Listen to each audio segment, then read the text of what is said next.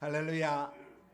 하나님의 풍성한 은혜가 예배의 자리에 있는 모든 성도님들과 가정들과 생업들 위에 충만하게 임하시길 축복합니다. 뚜렷한 목적이 없이 삶을 허비하며 사는 사람들이 있는가 하면, 어떤 사람들은 목적을 세우고 그 목적을 향하여 열심히 달려가는데 목적이 잘못되어 열심히 하고 잘하였지만 그 결과가 다른 사람과 자신조차 불행하게 만드는 경우도 적지 않습니다. 그러므로 목적을 바르게 세우고 정립하는 것이 우리 인생에 있어서 참으로 중요하다고 할 것입니다. 특별히 믿음의 사람들은, 우리들은 바른 목적을 세우고 그 목적을 향하여 달려가는 사람이어야 합니다. 미국의 대형 교회인 세들백 교회를 담임하셨던 릭 워렌 목사님이라 하시는 분이 집필하신 목적이 이끄는 삶이라는 책이 있습니다. 전 세계의 기독인뿐만 아니라 믿지 않는 사람들에게도 큰 영향력을 끼쳤던 베스트셀러입니다. 2002년에 출간된 책인데 지금도 서점에 가면 그 정보판들을 구할 수 있습니다. 이미 읽고 감명을 받으신 분들도 계시겠지만, 혹시 아직 읽어보지 못했다면 그 책을 구해서 한번 읽어보시기를, 그리고 머리맡에 두고 자주 보게 되기를 강력히 권고합니다. 제게도 그 책이 있었는데 지금 다른 사람에게 주어버려가지고 지금은 없습니다. 그래서 혹시 제게 그 책 좀 빌려주십시오 하면 제가 빌려드릴 수는 없습니다. 서점에 가면 있으니까 한번 안 읽으셨다면 꼭 한번 읽기를 권합니다. 오늘 우리가 받은 본문의 말씀은 이방인의 도시인 고린도에 세워진 교회에서 이방인의 신에게 바쳐진 제사의 음식을 성도가 먹어도 되는지 먹지 말아야 하는지로 논쟁이 일어났을 때, 사도 바울이 먹든지 마시든지 무엇을 하든지 다 하나님의 영광을 위하여 하라고 하는 바른 목적을 제시해주고 있습니다. 이 말씀을 중심으로 바른 목적에 이끌리는 삶이란 이라는 제목으로 함께 본문 말씀을 통하여 은혜 받는 우리 모두가 되기를 바랍니다. 바른 목적에 이끌리는 삶이란, 첫 번째, 하나님을 영광을 위하여라는 목적에 이끌리는 삶입니다. 다시 말씀드리겠습니다. 바른 목적에 이끌리는 삶이란 하나님의 영광을 위하여라는 목적에 이끌리는 삶을 말합니다. 오늘 10장 31절 말씀입니다. 다 같이 한번 읽어보겠습니다. 시작. 그런즉 너희가 먹든지 마시든지 무엇을 하든지 다 하나님의 영광을 위하여 하라. 아멘. 다시 한 번 더 같이 읽습니다. 시작. 그런즉 너희가 먹든지 마시든지 무엇을 하든지 다 하나님의 영광을 위하여 하라. 아멘. 우리 교회는 대한예수교 장로회 소속입니다. 장로교회의 신조는 대소요리 문답과 웨스트민스터 신앙 고백서라고 말합니다. 이 대소요리 문답 제1문에 보면 사람의 첫째되고 가장 높은 목적이 무엇입니까? 라고 묻고, 사람의 첫째되고 가장 높은 목적은 하나님을 영화롭게 하고 그를 영원토록 온전히 즐거워하는 것입니다 라고 정의해 주고 있습니다. 이 설교를 듣고 있는 우리 성도님 모두가 여기에 동의하고 이 목적대로 살아가게 되기를 진심으로 축원드립니다. 31절 말씀을 다시 봅니다. 너희가 먹든지 마시든지 무엇을 하든지 다 하나님의 영광을 위하여 하라. 이는 성도의 행동에 대한 최종의 결론이요 행동 강령입니다. 이것이 궁극적으로 우리의 존재 이유이자 목적이기도 합니다. 먹든지 마시든지 무엇을 하든지 하나님의 영광을 위하여 하라라고 하는 이 말씀이 우리 존재의 궁극적 목적이라는 것입니다. 이것이 하나님이 우리를 창조하신 목적이요, 예수 그리스도께서 십자가를 지시고 우리를 구속하신 근본 목적입니다. 구약 성경 이사야 43장 7절 말씀에 보면 내 이름으로 불려지는 자 모든 자 곧 내가 내 영광을 위하여 창조한 자를 오게 하라. 내가 그를 지었고 그를 내가 만들었느니라고 분명하게 선포하고 계십니다. 그러므로 우리의 목적은 하나님의 영광을 위하여 사는 것입니다. 우리의 참된 바른 목적은 하나님의 영광에 있다는 것입니다. 하나님의 영광을 위하여 하라고 이렇게 말하면 조금은 추상적으로 여겨지는 분들도 계실지 모르겠습니다. 영광이라는 이 말이 실체가 있는 것이 아닌 형이상학적 추상적 개념이기 때문에 그렇습니다. 조금 쉽게 말씀드리면 자기 자신의 유익과 이익을 먼저 구하지 말고 하나님의 나라와 하나님의 기쁨을 먼저 생각하여 말하고 행동하는 것, 이것이 하나님의 영광을 위하여 하는 것입니다. 다시 말씀드리겠습니다. 하나님의 영광을 위하여 하는 것은 아주 거창하고 아주 멀리 있는 것이 아니라 가까이 내 삶 속에서 내가 무엇을 하든지 먹든지 마시든지 무엇을 하든지 이 일에 나의 이익, 나의 유익을 먼저 생각하는 것이 아니라 이 일을 통하여 하나님께 기쁨이 되기를, 이 일을 통하여 하나님이 좋게 되기를 먼저 생각하고 하면 그것이 바로 하나님의 영광을 위하여 하는 것입니다. 이것을 예수님께서는 이렇게 말씀하셨습니다. 먼저 그의 나라와 그의 의를 구하라. 그리하면 이 모든 것을 너희에게 더하시리라고 마태복음 6장 33절에서 이렇게 말씀하고 있습니다. 이게 하나님의 영광을 위하는 삶의 목적이고 방법입니다. 무엇을 하든지 그의 나라와 그의 의를 먼저 구하는 것. 우리가 무엇을 하든지 먼저 하나님의 영광을 구하여 한다면 이 세상에서 우리가 못할 일도 없을 것이며 또 무엇을 하든지 문제될 것도 없습니다. 어떤 직업을 선택했든지 어떤 직장을 선택했든지 어떤 사업을 영위하든지 이것이 우선적으로 내 가정, 내 삶을 위하여 내 삶의 윤택함과 내 삶의 번성을 위하여 하는 것이라면 그것이 아무리 고상한 것처럼 보여도 그건 고상한 게 아니에요. 근데 정말 다른 사람들이 싫어하는 소위 말하는 3D 업종이라고 하고 거친 일이라고 할지라도 다른 사람들이 손보지 않는, 쳐다보지 않는 그 일을 할지라도 이 일을 통하여 내가 하나님의 기쁨이 되고 하나님의 영광이 되겠다. 이 일을 통하여 내가 하나님을 더 하나님답게 섬기겠다라고 생각하고 하면 그 일은 하나님의 영광을 위하는 일이고 그 일은 그의 목적에 합당한 일이 되는 것입니다. 뭘 하든지 그렇습니다. 남이 볼 때 고상한 것 같아도 그것이 나 자신을 위하여 나의 유익을 위하여 하는 것이면 그것은 하나님의 영광을 위하여 하는 것이 아닙니다.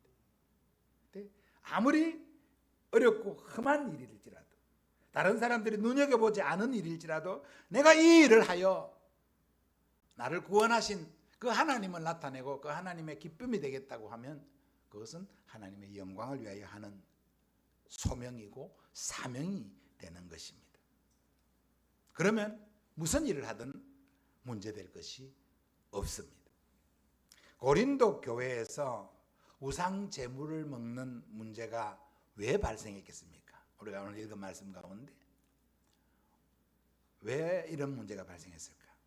그들은 먹거나 먹지 않는 것을 먼저 하나님의 관점에서 보지 아니하고 자기의 입장, 자기의 기쁨, 자기의 만족을 위하여 하였기 때문에 이런 문제가 일어났던 것입니다. 마찬가지로 오늘날 우리의 삶의 현장에서 발생하는 문제들도 하나님의 영광보다 사람의 영광과 사람의 기쁨을 추구하는 데서 발생하는 것들이 많습니다. 하나님의 영광 대신 자기의 이익과 자기 만족과 자기 기쁨을 추구한다면 그것은 결코 성도에게 있어서 바른 목적이 되지 못할 것입니다. 그러면 그 결과는 좋지 못한 것으로 악으로 끝맺음하게 되어 있습니다. 세상에서 발생하는 대부분의 문제들의 내면을 살펴보면 그 하나님의 자리에 자신을 두려고 하는 잘못된 교만에서부터 잘못된 이기심에서 발생하는 경우가 많습니다. 그러므로 우리의 삶의 목적과 우리의 행동의 강령은 먼저 하나님께 두어야 합니다. 이것이 하나님의 영광을 위하는 삶입니다.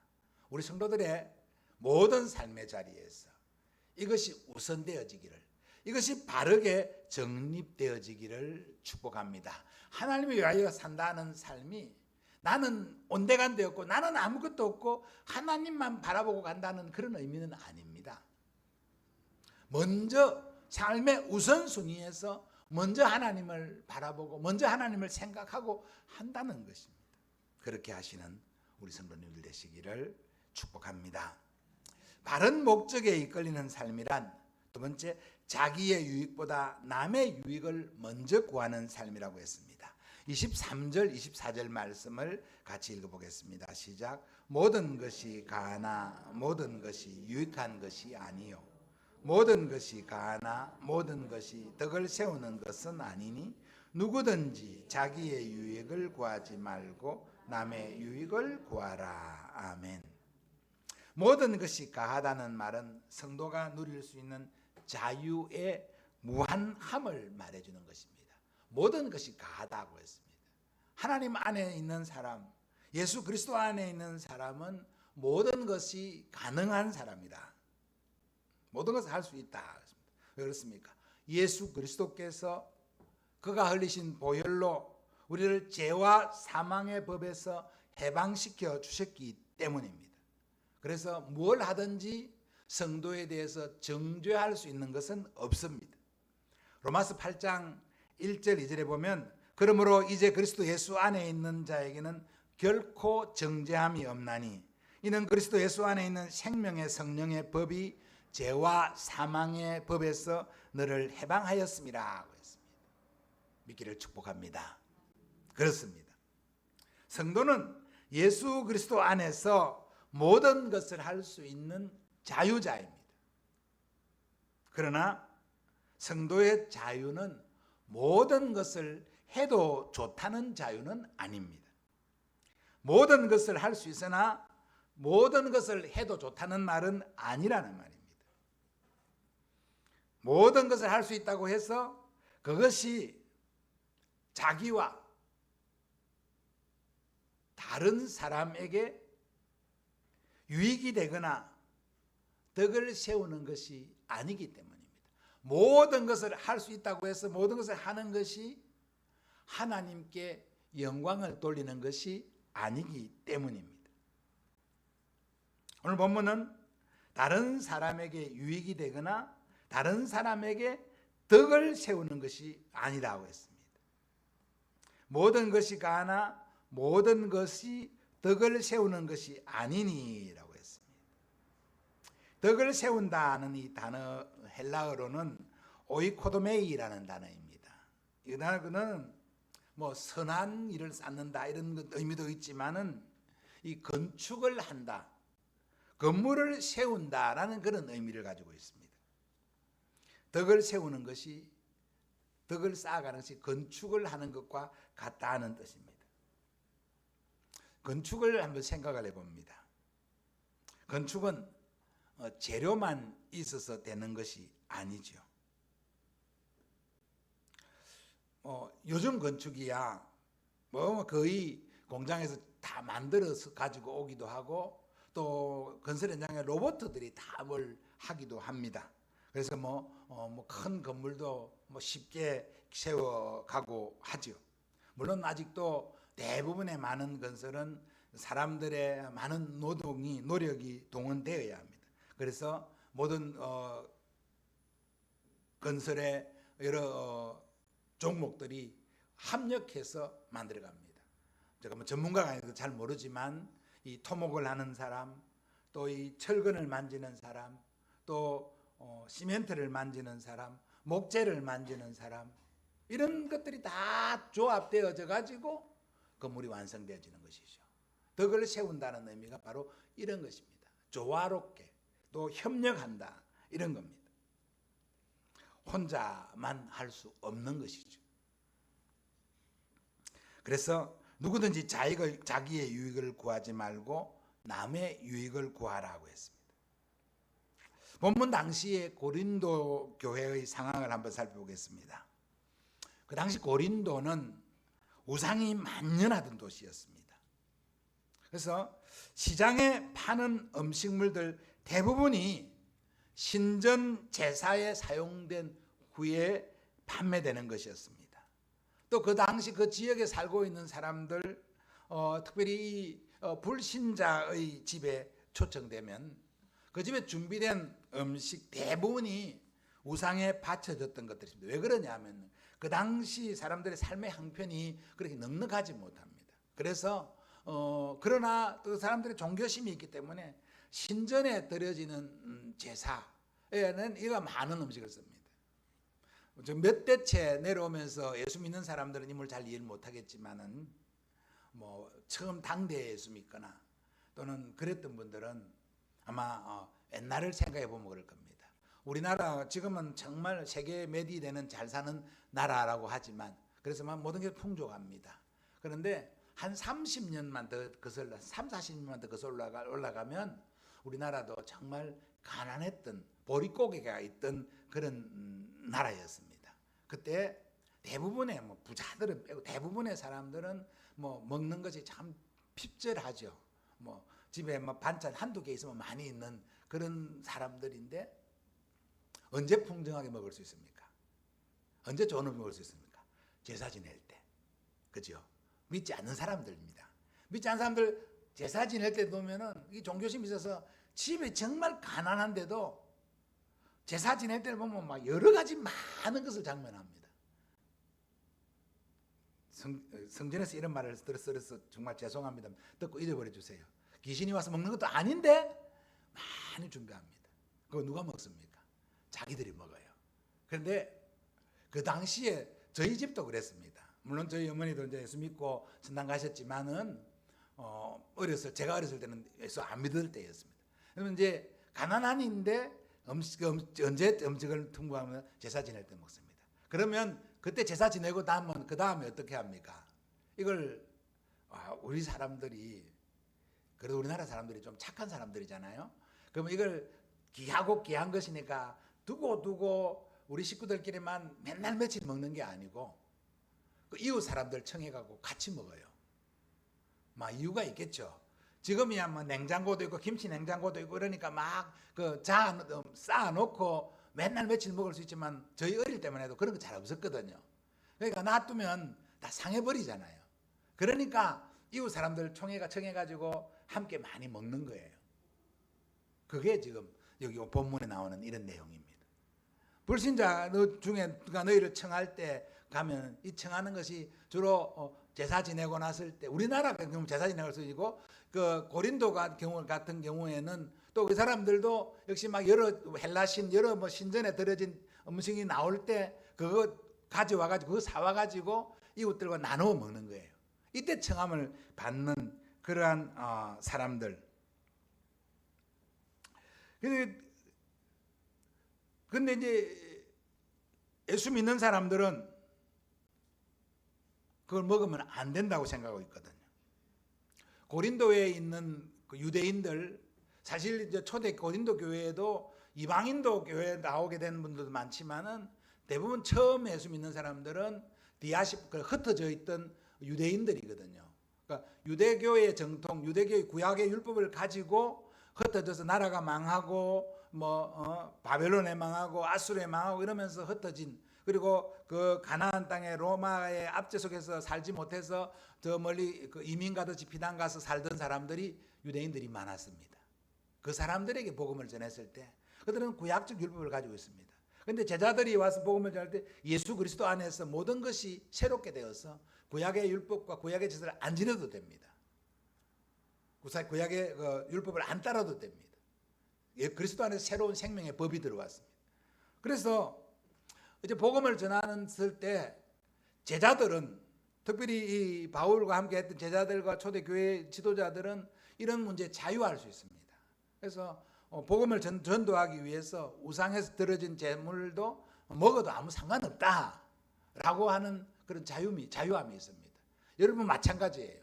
지금 우리 그리스도 안에 있는 여러분 모두는 무엇을 먹든지 무엇을 마든지 여러분 자유로울 수 있습니다. 그런데 그것이 다른 사람에게 시험거리가 되고 방해거리가 되면 안 된다는 것이죠. 나는 이게 먹을 수 있는데 이제 막 예수 믿으려고 하는, 막 이제 예수 믿는 복음을 받으려고 하는 유대적 정통을 가진 사람이 저건 우상에게 바쳐진 건데 저걸 먹으면 어떻게 되지? 이런 양심의 끄리낌을 가진 사람이 있고, 그런 사람이 바라본다면 나는 자유롭게 먹을 수 있지만 먹지 않는 것이 덕을 세우는 것이다. 이것이 다른 사람의 유익을 위하는 것이다 라는 말씀입니다. 이런 것이 오늘 우리 시대에도 많지요. 정말 많습니다. 이게 아디아포라 문제라고도 하는데요. 참 말씀드리겠습니다. 요즘 대부분의 사람들이 이제 많이 안 그럽니다만은 사회생활을 하면서 교제하려고 하면 음주하는 그런 문화에 접할 경우가 많죠. 사회생활 하면 남녀가 마찬가지인 것 같아요. 근데 그리스도인은 그런 게 있잖아요. 내 몸이 하나님의 성전인데 음주하지 않는 것이 당연한 겁니다. 그런데 내가 속한 그 공동체에서 나의 상사나 너의 또 중요한 거래를 해야 될 그런 상대가 이걸 강력하게 권할 때 이걸 안 하겠다고 거절하고 그 계약을 파기할 수도 있습니다. 물론 그것이 내가 대표일 때는 그럴 수 있습니다. 그런데 내가 대표가 아니고 내가 어떤 소속된 직원일 때는 나의 양심 때문에 그렇게 할 수가 없는 경우가 있어요. 그럴 경우에는 거기에 또 어쩔 수 없이 따라갈 수도 있죠. 근데 그것을 그냥 마냥 따라가면 안 된다는 거죠. 근데 그걸 하는 것을 다른 사람이, 나보다 믿음 약한 다른 사람이 그것을 보고 그것을 모델로 삼으면 안 되기 때문에 이런 것을 조심스럽게, 그래서 다른 사람의 유익을 먼저 생각하고 하나님의 영광을 먼저 생각하고 할 수 있어야 된다는 것입니다. 고린도 교회에 이 음식 문제 때문에 그런 다툼이 생기는 거예요. 그리스도 안에 있는 사람들은 나는 생명의 성령의 법을 가지고 자유하기 때문에 우상에게 바쳐진 음식이든 뭐든 상관없다. 그리고 내가 이것을 먹어야 이 사람에게 복음을 전할 수 있다고 해서 내가 먹는데, 또 그런데 다른 한편 이미 예수 믿은 딴 사람이 보고는 저건 아니잖아, 이렇게 하면 어떡할 것이냐. 그래서 이 문제로 성도들 간에 막 논쟁이 생기고 다툼이 생기는 거예요. 그래서 사도 바울이 하는 것입니다. 말씀합니다. 명쾌한 답을 주고 있죠. 양심에 따라 해라. 그리고 너의 양심만 생각하지 말고 다른 사람의 양심도 따라 생각하면서 해라 하는 것입니다. 다른 사람의 유익을 위하여 하라. 무엇이든지, 시장에 파는 것이든지 또 남의 집에 초청받아서 갔을 때이든지 그 사람의 양심을 먼저 생각하고 또 나의 양심을 생각해서 꺼리낌 없이 하라 하는 것입니다. 그것이 다른 사람의 유익을 위하여 하는 것이다. 이것이 목적이 있는 삶이에요.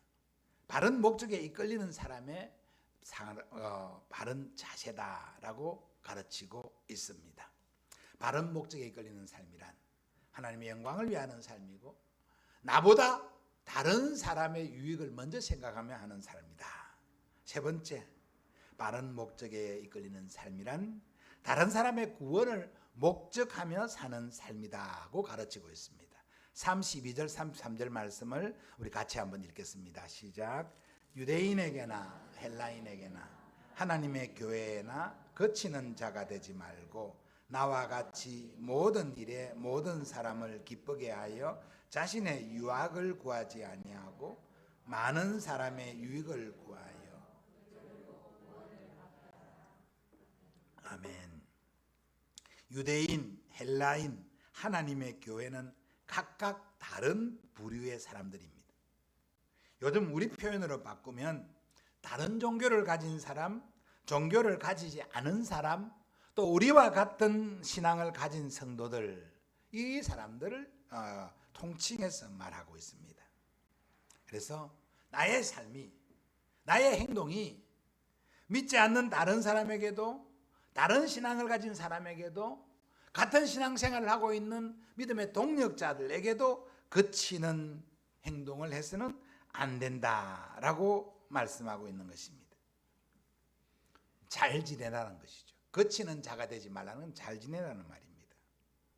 그런데 이 말씀이 그냥 사이 좋게만 지내면 된다 그런 뜻은 아닙니다. 이걸 잘 구별해야 돼요. 교회가 믿는 사람들이 믿지 않는 사람들에게 세상의 문호를 개방해야 됩니다. 더 많이 열어야 됩니다. 그래서 믿지 않는 사람들이 더 편하게 믿는 사람들을 만날 수 있고 교회에 들어올 수 있게 해야 합니다. 지금이야 이미 다 그렇게 되고 있습니다만은, 그래서 믿는 사람들, 믿지 않는 사람들과 많은 교제를 이루어야 됩니다. 그런데 이 교제를 위해서 복음의 근본까지 훼손해서는 안 됩니다. 복음의 본질까지 훼손은 하면 안 됩니다. 이 지점이 어렵죠. 그래서 우리가 더욱 기도해야 되는 겁니다. 그래 더욱 하나님의 영광이 무엇인지, 다른 사람의 유익이 무엇인지, 그리고 나의 신앙의 유익이 무엇인지를 묵상하며 행해야 한다는 것입니다. 믿지 않은 이웃들과 화목하게 편하게 지내는 것이 좋습니다. 전도를 위해서도 좋습니다. 그러나 우리의 신앙은 반드시 지켜야 할 신앙의 지점이 있다. 이것을 결코 잊지 않는 저와 여러분 되기를 바랍니다. 다른 사람의 유익을 구하는 궁극적인 목적은 그 사람의 영혼이 예수를 만나게 하는 것입니다. 그렇지만 그 사람들에게 우리의 목적이 드러나게 해서는 또 안 됩니다. 이게 중요합니다. 전도하려고 잘 해주는 것 좋습니다.